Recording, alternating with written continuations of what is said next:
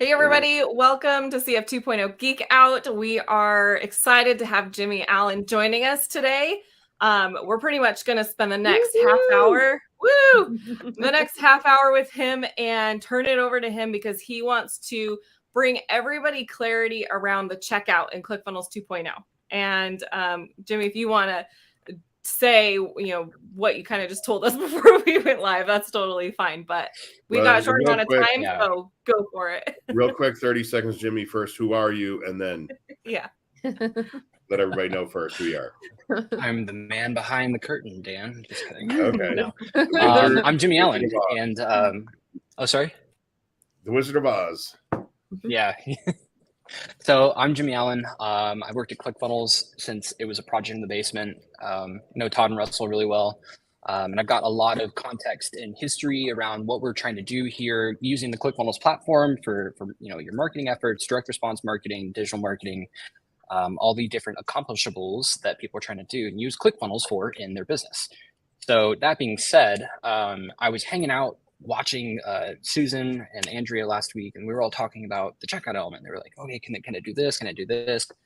And I noticed that it's not inherently clear some of the amenities that this element affords us. And that's totally on our part. We as ClickFunnels, we can do so much more to provide more education. It's only going to get better and better and better as we learn more and watch people kind of interact with it and see how it works out. But I wanted to come on and kind of build a level playing field for everybody for what I believe might be the most important element that you can put on a page in the editor. It really is when you're trying to build an audience and serve them and sell products to them, this is the element that you put on the page in order for them to get value from you and your business and receive money in return. So yeah, that's all I want to go over today is let's look at this element. Let's look at all the features and amenities it affords us and look at the upsell aspect of things and just learn as much as we can. Awesome. Amazing. Okay, let's dive in. You want me to share your screen? Yeah. Feel free to pull it up. Okay. All right, here we go. And guys, if you're watching, say hello. We'll keep an eye on comments, but we're really just going to let Jimmy do his thing because we want to take advantage of having him here with us. Cool. Thank you. I appreciate it. So, so I have a really, really simple funnel pulled up. I mean, it's not anything complex. I built a funnel. I gave it the title Upsell Testing. I came in, I just added 3 pages that are just example templates. I did not go through and edit very much, but what I am going to preface this with is that this initial node is my order form where someone who is presumably, I don't know them, and they may be checking out with me for the first time. This is where they go to get my core product. There may or may not be an order form bump on this, depending on how we set it up. I think right now it's just one core product, no order bump.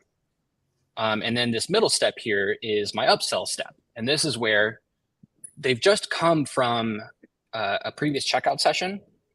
So on this middle step, we know who they are. And they don't have to fill out their details again. They can just hit a button and say, yeah, I want this additional product added to my order.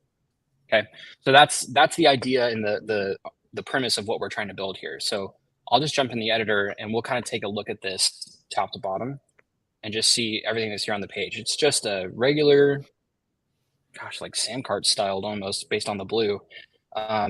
Just a regular order form. You get a summary on the left. You get the support context details down here. Helps with conversions when people see that they can call and get support and stuff like that. So when we look at this checkout element, which again, if I could just point out, Jimmy, because I think, sorry, just super, super quick, because I think one thing that with 2.0, right, I think you guys have given us so much more than is in 1.0. And for a lot of us, we are using CF Pro tools in order to bridge that gap, right? So even this, I just want to say the summary, having everything, summarized, so it's not just the product, but actually having a summary of it and seeing the taxes and the shipping. I mean, again, for most people, just to recognize that is awesome. So it's a huge improvement, just that alone. So yeah. So yeah, it's a huge deal. Yeah. Go ahead, Dan. Also, to point out to people here, on the left-hand side, you have the regular checkout form, not the 2-step checkout, correct? And then on the yes, right-hand it's just the regular one set to 2 steps here. Right. And then on the right-hand side is you have the separate summary element itself as well. Mm-hmm. Yeah. Okay. So with this, actually, something that I noticed in my setup and configuration is that like when someone actually previews and like goes through the checkout, when they get to the payment information, there's actually going to be an order summary visible inside of there. And something that we can experiment and look for together is, well, I don't want to show 2 summaries. Like, what's the point of that? It's just taking up more real estate to display the same information. So that might be something I wanted to look at and say like, oh, well, I don't want an order summary visible inside of my checkout element. So yeah, let's just jump in and kind of look at this top to bottom. So the number of steps, this is kind of an experience decision based on how you want to lay out the actual form.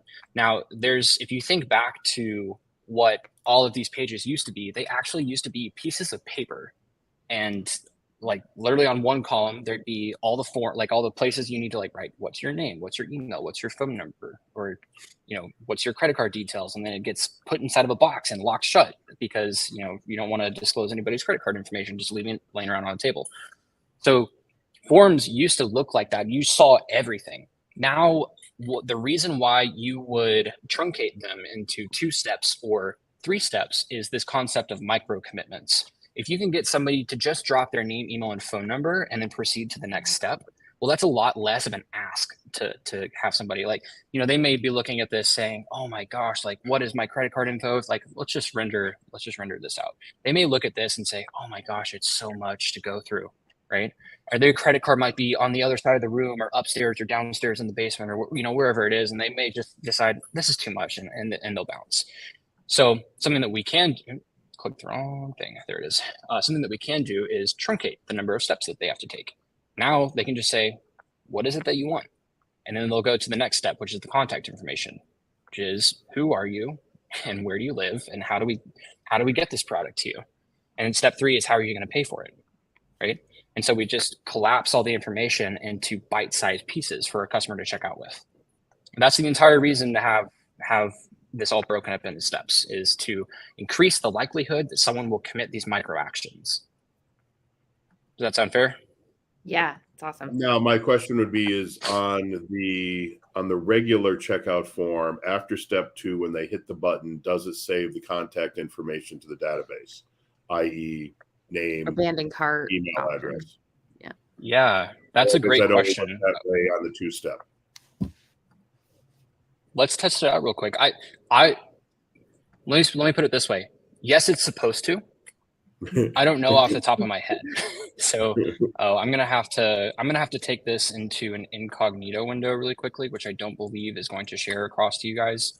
But I'm just gonna drop in an email really fast. That's all I'm really doing kind of behind the scenes here. Okay. Cool. So I've got contact information here, and I'm just gonna drop in my auto-saved stuff, and I'll use an email like Jimmy plus geekout at ClickFunnels.com. And I'll hit next. Oh, it needs my last name. Okay. And then now what I'm doing is by leaving the page, I'm committing what's called an abandoned cart action. By the way, there's someone whose their comment isn't coming across, or sorry, their name isn't coming across, but it says no, it doesn't. I already submitted this as a feature request. Yeah. Okay, cool. So Ryan knows, but that's intended functionality. Like that's something that needs to get built out like yesterday, and I'm gonna pass that along to our development team. Awesome. So thanks, Ryan. Now, yeah, thank you, Ryan. I appreciate it. And Ryan, I believe you, but I'm also gonna double check just for my own curiosity. So no, that contact did not come across. Cool. All okay, right. so as of right now, the regular checkout form does not save the contact data if they bounce, but the 2-step checkout form does save their info if they bounce. I mean, I wouldn't expect that. If it doesn't do it with the regular checkout, then I wouldn't expect it with the okay, 2-step. I thought that was the purpose of having built the 2-step was for that purpose, just like in 1.0. Well, in 1.0, again, Safe Pro Tools has a specific add-on for the 3-step that submits a button after the first step to send the data to whatever integration you have set up on the page. The two-step order form as built by ClickFunnels saves Yes. that information for you. Yes. Yeah.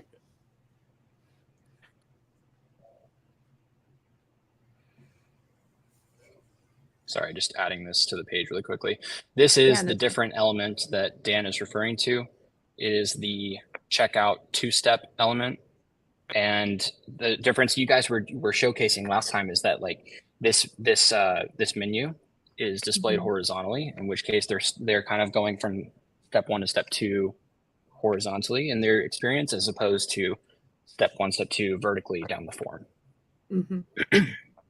But yeah, so I guess we can kind of test this. I mean, we can go through all the element settings or just talk about, I think something that I do want to say really fast is, I was kind of alluding to it before, but you can display step 1 and step 2.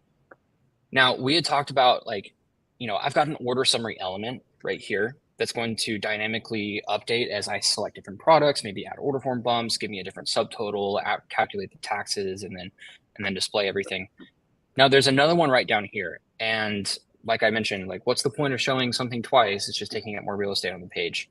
We can actually hide it right here. Nice. And there's a lot of things that you can do in order to hide information that may not be entirely, relevant or useful, or maybe you just want it visually configured in a specific way that you believe is going to be, more conducive to conversions. So you have that capability inside of here to say like, there's one product on the page. Why do I need to show a product select? Or maybe there's an image on here that's like a product mockup, and you do want it there because having a physical product mockup increases the perceived value of what they're receiving. So it's it's up to you. It's your prerogative as the user to say how this is displaying. Which is Jimmy, really nice. Can you also cover, because I think it goes along with that, the checkout state of the guest and the saved? Yeah. So that's actually what I wanted to move on to next. If we were good talking about the layout of this one, I'm actually going to go out to the upsell page and show that one. I do have one geeky question before we move on to there. This is a super geeky experience question based on the A/B testing that you might be familiar with, what you guys have tested. So I love what you said in terms of the micro commitments and being able to move, from step 1 to step 2, or at least in the 3-step or 2-step, basically where they're stacked, vertically instead of the horizontal step by. To me, if we're going to keep in the keeping of micro steps, it does seem like it would be like 2 and 3 are collapsed and 1 is active, right? So I'm only focused on that one. And then I would click like some kind of button or something to go to like step 2 and just focus on that. But I'm seeing more and more that like it's auto open. You know what I mean? Like all of them are start state open and they stay open. So I don't know. I was curious if that like you kind of get away from the micro commitments when the user can see it all anyway. It's like going back towards I haven't seen that, Andrea. They are already auto collapsed when you load the page. Yeah. I'm checking to double check really quickly, but well, I think what Andrea is saying is when you go from step 1 to step 2, that when you open step 2, step 1 should collapse. Yeah. So only one step is open at a given time. Yeah, exactly. Yeah. Okay. Yeah, I don't think it does that. So as you progress through the order form, I thought that it did. I'm not sure if they do or not, but I think that's what Andrew was asking. Yeah, they should auto collapse. They it's like you filled out the product select and then you go into the contact info, and the product select stuff should go away. Got it. Okay. And then the thing we're missing then in that is like the button to not only send the data, but also the user progresses through to the next open state. Right. So this is, you can see, it might be hard to see in the share, but this is URL # next dash step.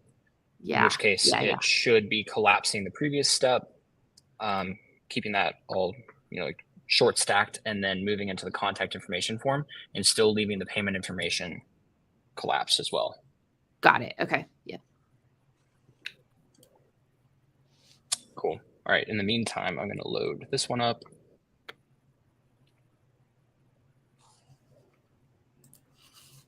So this is a saved state. This isn't, ideal or correct, or I mean, it's completely up to you what the saved state looks like, but these are some of the things that a saved state affords you. Like, we just came from a previous checkout in this commission, right? So the card is on file.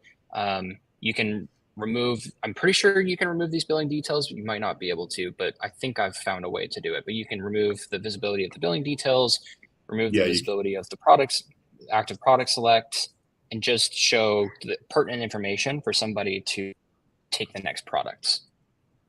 I'm curious, Jimmy, because from a functionality standpoint, I love that this is getting cooked in. From a convention standpoint, the typical convention out there is that you let the customer decide, save my information. You know what I mean? So it's not it's not something that's like automatic that is designed up front. It's something that you leave in the control of the customer. So I'm curious just if that's coming, or if the plan is, as for us as builders, we need to be really conscientious of our customer base and know, like, would they prefer a saved or a guest space? Yeah, you probably need, I mean, if someone sees this and they say, did you guys save my credit card information? Right. Now, it's important for a lot of ClickFunnels customers to know that ClickFunnels, big capital C, capital F, is not saving any credit card information. We are encrypting it, getting a token, passing it across to somebody else, a payment processor, payments AI, that is hosting all of that information. And so, no, we don't store credit card information. It's not we don't want that liability. And just the same, you pass along your customers. I do not store and the software that I use does not store your credit card information. However, the payment processor can keep this session active by using what's called a token. And all that really means is we can go back and charge the same card. We don't know the card info. We just see the last four based on what the token gives us back.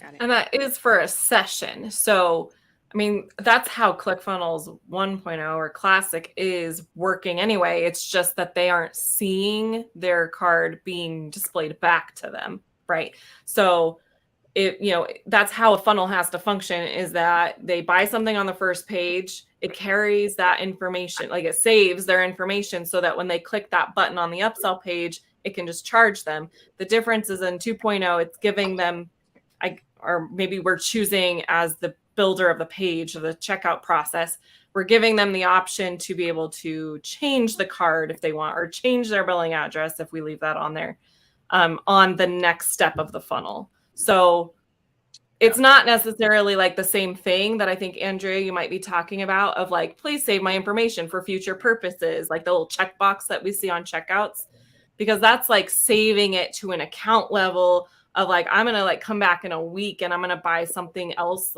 from a brand new funnel and my information's already going to be in there.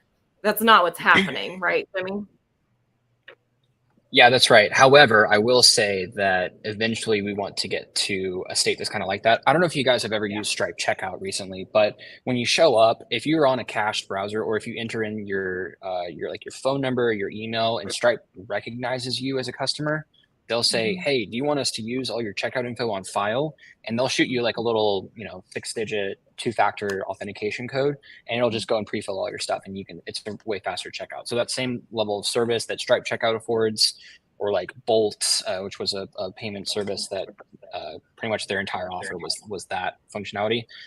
That's coming to ClickFunnels very soon. This is just the start of it right here. But when we have that 3-step, and we get to the contact info, and it's oh, we recognize you as a customer. Do you want to just fill out, or you want us to fill out all that info?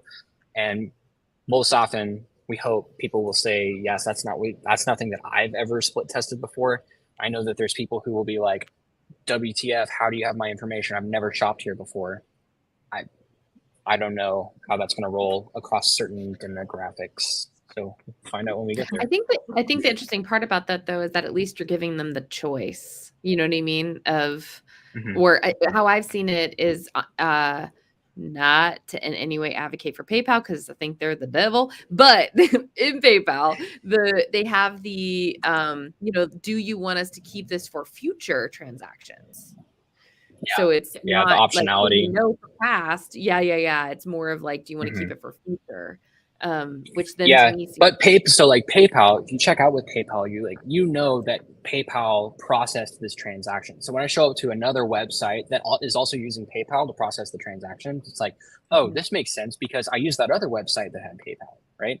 This one is like, yeah, it may be two different ClickFunnels users that are using, you know, Payments AI to process the transactions, but nowhere on here are we surfacing that, hey, this transaction is powered by Payments AI. Maybe we should. Maybe we should start doing that. Maybe that's I mean, because I know as a builder, like just like you have the Visa, MasterCard, the image I use down there is powered by Stripe. You know what I mean? It's typically powered by Stripe, and then all the different credit card providers that we accept. Right. Yeah, that's a good point. I mean, maybe we should start doing that in order to increase the kind of like credibility and authority of what the ClickFunnels users are using to process their payments. Probably increase their trustworthiness. Yeah, it's a good idea. Nothing else. It's good branding for Payments AI. yeah, absolutely. So, so the screen that we've been looking at here for a second is my upsell step, right? So we're on this middle step right here, this little funnel preview we see on the left. And so Susan had asked if I would talk about the guest versus saved states. So when I look at this, like obviously inside of ClickFunnels editor, I'm viewing the guest state. And if I toggle it to the saved state, you can see that I've just removed a ton of stuff like that is not visible on here. And that's for a very specific reason. If somebody just came from a checkout where the product on my previous step is called green juice, and I was doing that. So like you can order form bump into greener juice for $10, and then you can upsell them my greenest juice for $15. So that was the whole like fake funnel that I was selling and stuff. But so this is my greenest juice you can get on the upsell. Okay. It's $15. And there's not multiple products to select on this upsell step. It's literally, you get the greenest juice. It's the one big thing that's going to solve all your life's problems. So I don't need to ask them, which product do you want? There's one product. That's all you need. Who are you? Well, I already know who you are because you just came from previous checkout step. You see how I'm pulling off all the extra, fluff that people don't need to read and use like mental attention span for, and just giving them one thing. Do you want to use this card again, or do you want to check out with a different card? And if you do want this card, then you just hit pay. Or no, I don't want this, right? So this is all baked into the checkout element. And if somebody came from a previous checkout session, or we know who they are inside of a cached browser, you can set up this saved view state to look exactly like how you want it to look. Can you go a little bit into the rules of that? Because I know one thing that causes a lot of havoc in the current 1.0 is the concept of OTO and how long is that saved? When can I send people back? What, and I think as a general rule of thumb, just because I've been burned so many times on it, it's like if they're in the session of buying, you know what I mean? Then the OTO will work 100% of the time, no worries. But if they're outside, like the purchase event has happened, they're in a membership area, like we don't want to, as a general rule, send them back to an OTO. We want to send them into a new checkout flow, just because of the weird kind of nuances of like, how long does it hold the information? And you know what I mean? Like, and it gets dicey after, in my experience, from like the single flow. Is when you're thinking about think about it the same way, or go ahead. Well, here's what I would say about that. I could go and clear my cache right now, even though I hypothetically came from a previous checkout session, right?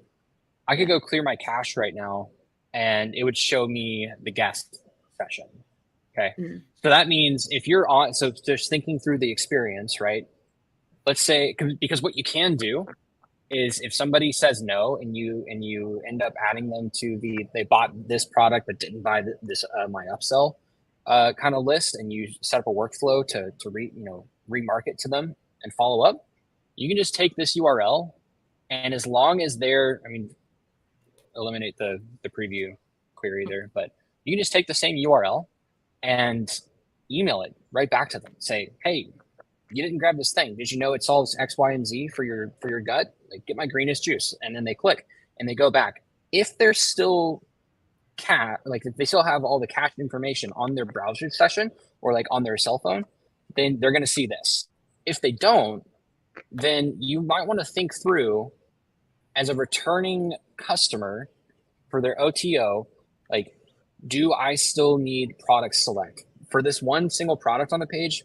Probably not. I mean, it might be nice to show the green juice and everything, but they don't need to select a product per se. They just need to see that there's green juice for sale on this page. Do I need their contact information again? Yeah, probably. If they're not cached, we need the name, email, phone number, address. Where am I going to ship your green juice packets and stuff like that? So on the guest, make sure that all the information is there that is pertinent for checkout on an OTO step if you don't know who they are. And I will jump in here because you just went into something that I didn't understand until about a week or so ago, is that when you're setting up, show the sidebar for this element here. When you're setting this element up on the OTO page, so we already had a purchase page, we went to an OTO page, we can set up the two different states, the two different checkout states. I think what most people were thinking is, okay, I want this as an OTO, so I'm going to set up the saved because everybody's coming here as an OTO, but you want to set up both states. You want to set up the guest and the saved. So what if somebody came to this page by accident, had never seen the first page, had never seen the purchase page, only landed on what you're calling your OTO page? You want to have the guest there so they can still enter in their credit card number. But for people who have already purchased, you want to have the saved state set up for them so they don't have to see all the redundant information. Yeah. And then so it's you really should be thinking through where are all the people likely to come from on here, and what is all the pertinent information that they need in order to actually convert into a customer. Because you can have them check out. Yeah, based upon where did they come from? Did they come from the checkout form, or did they come from who knows where? Like you said, you might send that email out to somebody. They send it to their buddy. Their buddy has never checked out on the page. You want him to be able to come in there and then see an order form and be able to put in their credit card information. Whereas the person who's coming back, you're going to show them different information, and the two states is how you handle that. Yeah, exactly. This is a shameless plug, oh, sorry. Go ahead, Jimmy. Go ahead. No, I just want to say really quickly that the way that we used to do this in ClickFunnels 1.0, it was pretty convoluted. I mean, basically, what we would do is you have to go to a support article, copy this, like #CFUV ID, and append like that onto the URL in order for you to follow. And now it's just like the functionality is baked in. Like, I know a lot of people don't know that because a lot of people just show up and start using ClickFunnels 2, and they're like, what is guest and save and stuff? But like, you don't have to understand like URL, like queries and parameters and stuff like that. Like, you don't have to understand that stuff anymore. Like, the editor team did a pretty good job like thinking through this guest and saved stuff. Now, the configuration, is it confusing? Is it hard to understand initially? For some people, probably. There's a learning curve here, but what it actually affords you is huge on the tail end. Well, having been someone who's had to try to use the CFUVID in 1.0, once I understood the two different states here, and then what you just said today, which I did not know, but it made sense, is just give them the link to the page. Because just give them the link to the page. Yeah. Based upon who they are, based upon whether or not ClickFunnels has already processed their information or not, they will see different content on the page. And all you have to do is set up the different checkout states and to take care of that. That's huge. That's really huge. On that note, and I know we're running short on time and we want to be respectful of your time, Jimmy, I just have one last question. And that is, if we wanted to understand a little bit deeper the rules around saved and guest, like what ClickFunnels is doing around those rules, if we want to say, hey, just like trust that you can always use this link. For me, I'm like, I got to understand the rules so that I can map out that experience. Where could we find that? Or can you put us in contact with help information on that? I'm happy to talk with our docs team and get something rolling on that. I actually invited some of them to check out the stream today too. So I'm hoping that some of them come on. But otherwise, I'm taking everything that I learned here from you guys and everything that like comes across in the comments. Like, I'm taking that and I'm running with it. And I'm just gonna say, like, guys, we gotta perfect this thing. It's like the most important thing we can possibly do in ClickFunnels. So yeah. Yeah. And I think, and again, just to honor, Susan made a really great comment, which I almost think that our next Geek Out, we're going to dive deeper into this because I think it does have big ramifications on creating great experiences. And you guys have done a lot on our behalf that was not clear to me until today. So I'm excited to dive deeper. So thanks again, Jimmy, for taking the time to walk through that. Well, and one last thing I will say, Jimmy, is anytime you want to come back next week, the week after that, every week for the rest of eternity, please feel free to come back anytime you would like, because you give us great clarity when you're here, and so we really appreciate it. And I'm being serious about that. I appreciate it. Yeah. Whenever you have something, I mean, Susan said you're footing the bill, so I'm happy. I'm just kidding. I'm buying the beer. Just come on up to my house. I'm buying. Let's go. All right. Let's everyone say thank you to Jimmy. We'll wrap this up because Jimmy's got to get on with his day, as do all of us. So thank you so much for being here, and we will see you all later.